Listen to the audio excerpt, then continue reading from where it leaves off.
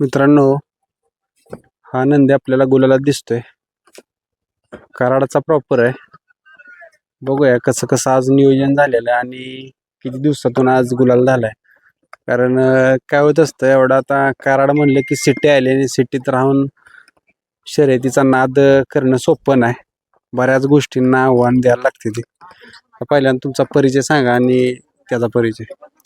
नमस्कार, मी विकास हनुमंतराव शेवाळे, राहणार शास्त्रीनगर मलकापूर, तालुका कराड, जिल्हा सातारा. बैलाचं नाव आहे आपल्या शंकर, महाराष्ट्र केसरी शंकर 5009. मागच्या वर्षी जे वॉटर स्टेशनला मैदान झालं तिथे 1 नंबर करून बैलानं महाराष्ट्र केसरीचा किताब घेतलेला आहे. आता आज किती दिवसातून गुलाल भेटला? वर्ष होत आलं, वर्षानंतर आज गुलाल प्राप्त झालाय. आमचे मित्र ओंकार माने त्यांनी आज विंगचा रॉकीबाई या बैलाचं नियोजन केलेलं होतं. त्या बैलाबरोबर आज आम्ही ओपनच्या मैदानात कुसोर या ठिकाणी गुलालाच पात्र झालो. आता 1 वर्ष तुम्ही गुलालाची वाट बघितली म्हणजे? बघितले, नक्कीच बघितले. मित्रांनो बघा, असे पण बैलगाडा मालक आहेत की 1 वर्ष वाट बघायला लागते. आता या एका वर्षात काय काय गोष्टी अनुभवायला भेटल्या? कसं होतंय, मागच्या वेळी जेव्हा बैल महाराष्ट्र केसरी झाला तेव्हा पैऱ्यासाठी काही अडचणी आल्या नाहीत.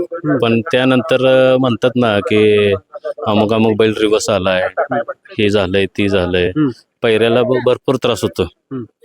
पैरा झाला चांगला तर आपण म्हणू शकतो की बाबा काय नाही, आपण नाद करतोय तर वाया जाणार नाही म्हणा, काय नाही. पण पैरा जर आपल्याला झाला नाही तर आपण काय करणार? अशा गोष्टी सगळ्या होऊन जातात. आणि काय बैलाचं शारीरिक दुखणं असेल म्हणा वगैरे काय असेल, त्यामुळं आपण रिवर्स आलो असेल. उन्हाळ्याचा असतो सीझन, पावसाळ्याचा असतो सीझन, नाहीतर बाकी काय एवढंही नाही. फक्त पैऱ्याभावे आम्ही वंचित होतो गुलालाच. आता ह्या सगळ्यांच्याच बैलगाडा मालकांच्या अशा म्हणजे परिस्थिती आहेत की पैरे भेटत नाही. ती एखादा पळणारा बैल असेल तरी पैरे भेटत नाही. कारण काय होते, आता जी बैल टॉप मध्ये पळते ती टॉपच पैरे होते. ती फक्त जी अंधारात अशी बैल आहेत त्यांनाच ह्या अडचणी येते. त्यामुळे त्या अडचणींना मात करत आज गुलाल केला. म्हणजे विचार केला असेल की काय केलं पाहिजे नक्की? बरोबर आहे तुमचं म्हणणं सगळं. कारण बैल जेव्हा अंधारात असतो ना तेव्हा मालकालाच कळतं की काय करावं आणि काय नाही. पैरा झाला तर बैल उजेडात येणार.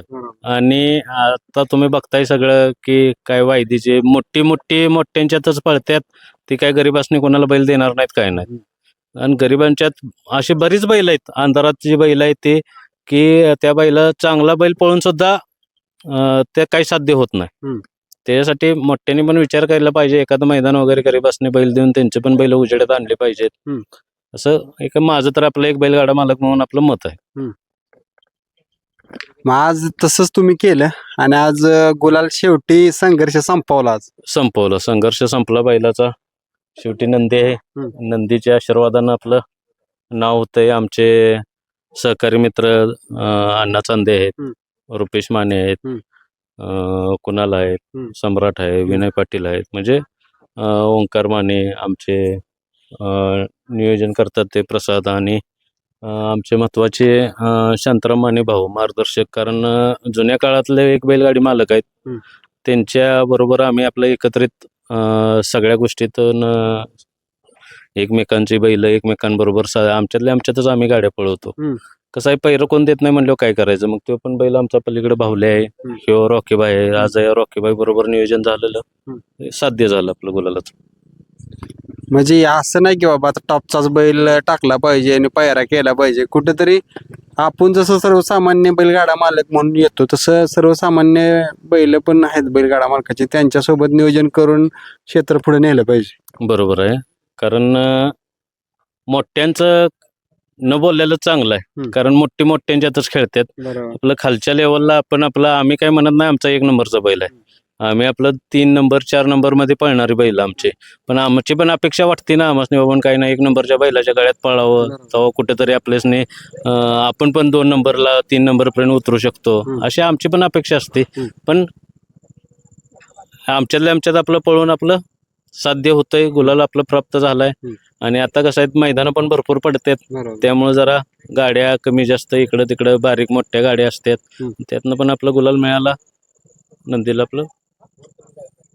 म्हणजे गुलाल भेटला पाहिजे, गुलाला समाधान आहे, असं नको की आपला एक नंबरातच पाहायला पाहिजे. हा गुलाल महत्वाचा आहे हो. बैलाच्या अंगावर गुलाल पडणं महत्वाचं आहे. बैल फायनलला राहणं महत्वाचं आहे. दुसरं काय नाही बघा. आता आज ज्यावेळेस सेमी पास केला त्यावेळेस काय वाटलं, डोक्यात काय विचार चालू झाले? सीमेला चौथ्या सीमेत पळालो आम्ही. 6 नंबरच्या फाटीला गाडी होती. रॉकीबाई आतनं पळाला, शंकर बाहेरनं पळाला. चांगली गाडी पळाली. सैपान ड्रायव्हर पण होते. सैपान ड्रायव्हरनी गाडी हाणली. गटाला विकास ड्रायव्हर दुर्गळवाडीचे त्यांनी गाडी हाणली होती आणि फायनलला पण सैपान ड्रायव्हर बसले होते. चांगली गाडी पळाली. आता काय होते माहिती आहे का, तुमच्यासारखी सर्वसामान्य बैलगाडा मालकांची बैल अशी अंधारात चांगली पळणारी, त्यांना पण पैराव्या म्हणून आपण काय करतो, मुलाखतने डायरेक्ट कॉन्टॅक्ट नंबर देऊन टाकतो, जेणेकरून मालकाचं कॉन्टॅक्ट झाले की पैरा होते ती आणि अंधारातली बैल घालून असं बोलायला होते. कॉन्टॅक्ट नंबर द्यायची गरज आहे का?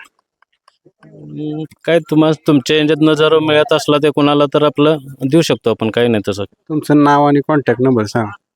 माझं नाव विकास हनुमंत शेवाळे, शास्त्रीनगर मलकापूर. माझा कॉन्टॅक्ट नंबर आहे 84 59 65 28 85.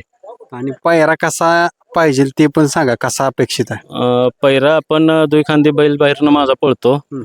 त्यामुळं शक्यतो उजवीनं आपण जास्त, म्हणजे डावीचा बैल असला तरी आपण चालू शकतो.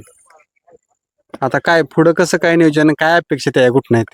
अपेक्षा तर भरपूर आहेत, पण नशिबानं साथ दिली की अपेक्षा पूर्ण होऊन जातील. मस्त वाटतं आपण प्रत्येक जाईल त्या मैदानात गुलालात प्राप्त व्हावं, पण नशीब पण साथ देणं गरजेचं आहे ना. मित्रांनो, आपण त्यांना शुभेच्छा करूया की जसा आज त्यांचा संघर्ष संपलेला आहे, इथून पुढं चांगला काळ त्यांचा येईल आणि असाच गुलाल त्यांच्या दावणीला लाभेल. धन्यवाद. धन्यवाद.